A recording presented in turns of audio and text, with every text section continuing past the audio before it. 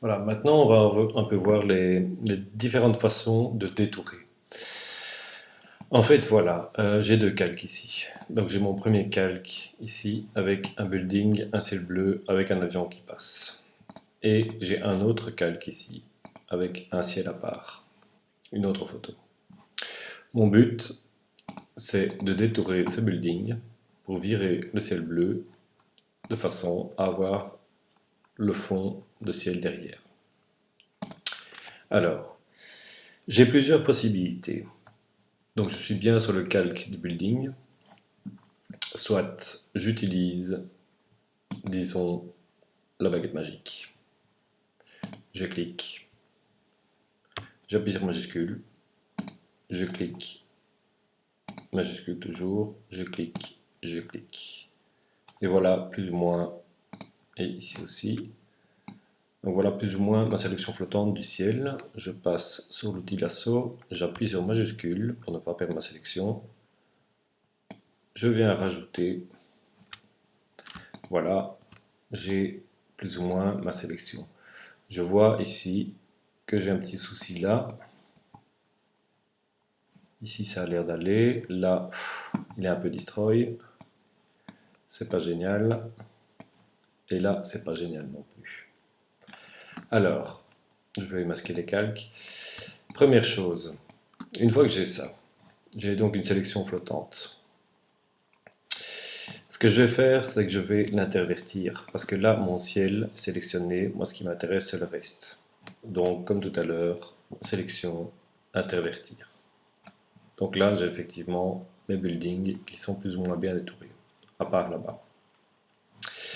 Il existe une méthode qui permet de peindre le détourage, qu'on appelle le mode masque.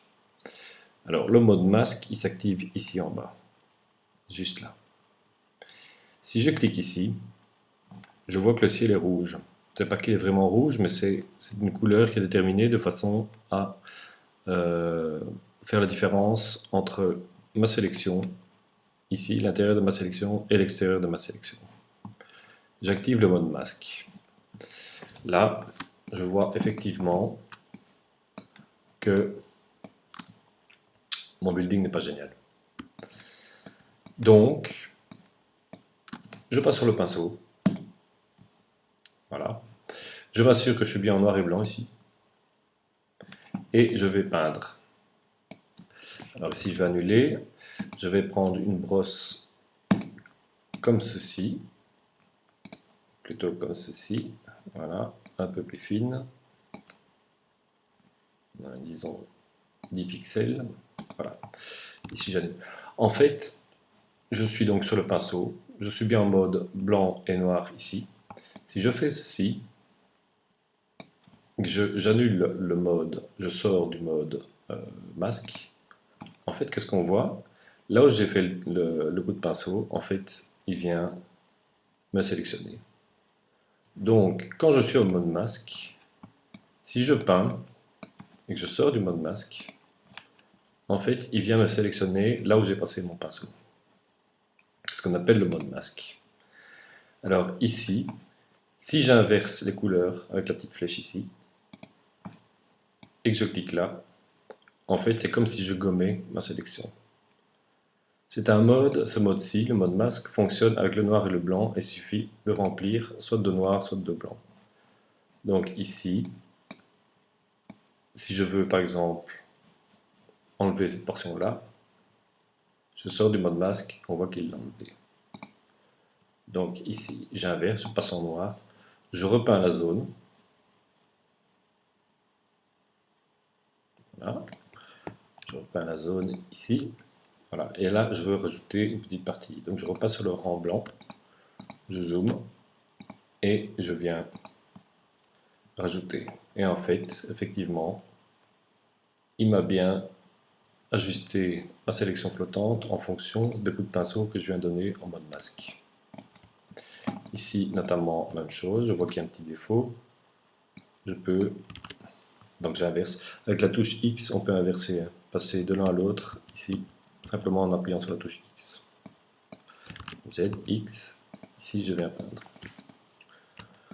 Donc ça c'est le mode masque. Ici ça me permet de peindre,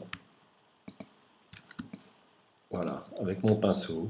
Donc je suis toujours bien sur le pinceau. Je viens peindre en appuyant sur majuscule. Je clique une fois, j'appuie sur majuscule, je clique là où je veux que ça atterrisse et il me fait une ligne directement.